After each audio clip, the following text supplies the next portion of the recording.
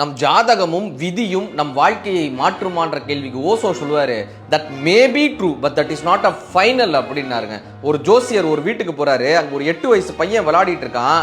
அவனுடைய ஜாதகத்தை பாக்குறாரு, இந்த பையனுக்கு படிப்பே வராது, இந்த பையன் கல்லு உடைக்க தான் லாய்க்கு, படிப்புக்காக இந்த பையனுக்கு செலவழிக்காதீங்கன்னு சொல்லிட்டு போறாரு. இது அந்த பையனுடைய நெஞ்சில ஆழமா தைக்குது.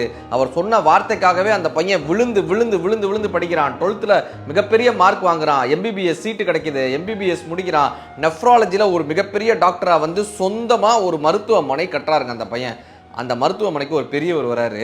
30 வருஷம் கழிச்சு அவருடைய கிட்னியில் ஏதோ பிரச்சனைன்னு சொல்லி வராரு. அந்த பெரியவருக்கு மட்டும் ஸ்பெஷலாக ட்ரீட்மெண்ட் கொடுங்கன்னு இந்த டாக்டர் டீன் சொல்லிட்டு போகிறாங்க. அந்த பெரியவருக்கு ஸ்பெஷல் ட்ரீட்மெண்ட் கொடுக்கப்பட்டு அந்த பெரியவர் குணமடைஞ்சு போகும்போது டீன்ட்டு போய் கேட்குறாரு, எனக்கு மட்டும் ஏன் இவ்வளோ ஸ்பெஷல் ட்ரீட்மெண்ட் கொடுத்தீங்கன்னு. அந்த டீன் சொல்லி சிரிச்சுக்கிட்டே சொன்னார், நான் 8 வயதாக இருக்கும் பொழுது நான் கல் உடைக்க தான் லாய்க்குன்னு நீங்கள் கழிச்சு சொன்னீங்க. நான் கல் உடைக்கத்தான் லாய்க்கு என்று கணித்த உங்களால் அந்த கல்லு உங்களுடைய கிட்னில இருக்குன்னு கணிக்க முடியலையேன்னு சொன்னாராங்க. That may be true, that is not a final.